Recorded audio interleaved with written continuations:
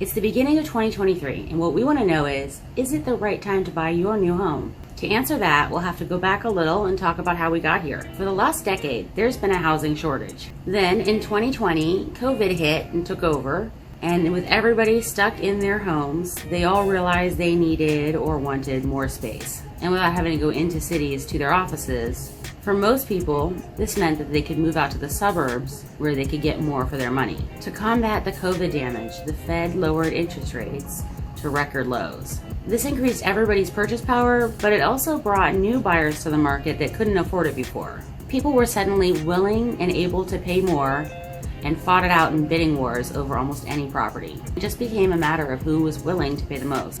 Because of all this, home values increased 30% in 2 years. During this time, 25% of properties were also purchased by large-scale institutional investors. They would purchase the homes, outbid the buyers, and then those buyers would be forced to rent, and rents went up as well. Then last year, when the Fed raised rates, investors stopped buying, but people looking could no longer afford to purchase as well. If you purchased a home for $700K and put 20% down with the 3% interest rate people were getting in 2021, your payment would have been around $2,360. If you bought the exact same home last year for the same price with the interest rate of 7%, you'd be paying $3,539. I'd say that's a little different. To get that same $2,300 a month mortgage at the 7% rate, you'd be looking at a house that's less than $500. I know none of this sounds good for buying a home anytime soon. That was sort of the cons list. But we have our pros as well. For our positives, why now might be the right time. First of all, let's face it, 3% interest rates are not coming back. That was like a candy land brought to you by the Fed as a result of COVID, and were super low historically.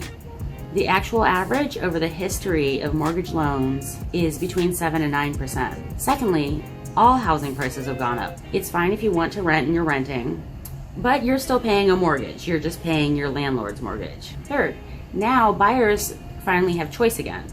They can take their time and make solid, well thought out decisions and find just the right house. It's been a lot more fun working with my buyer clients again. Fourth, there are always adjustable rate loans and 2-in-1 buy down options. We've not really been looking at these over the last several years because they haven't really been necessary. This is where you have a lower rate for the initial 2 years or so, and then you can refinance before it reaches its top rate. The idea is to refinance once the market rate drops lower.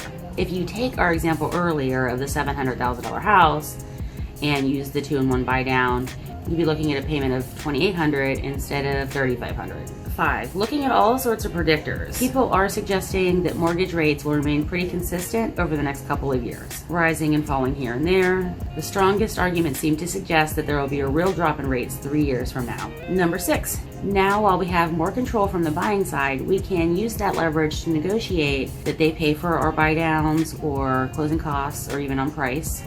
7. Homes are sitting on the market longer, but there aren't more homes available. Some sellers had been putting their homes on the market just to see if they could get whatever number they wanted for it. So those sellers have gone away. And also, many sellers have refinanced, so they'll have a 3% loan, and they know if they go to purchase again, they may have to pay 7%. 8. The good news here in the DC area, it is very transient. We will have people that are ready to sell and move for work. 9.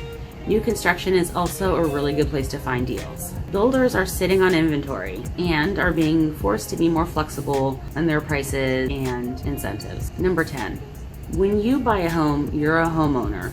It's not just an investment. You also get to use it. It's your shelter. You will have to pay for your shelter either way. Thinking about renting again, you are paying anyways. So that's a good list of how we got here, the cons and the pros, but you have to decide for yourself if it's the right decision to buy now.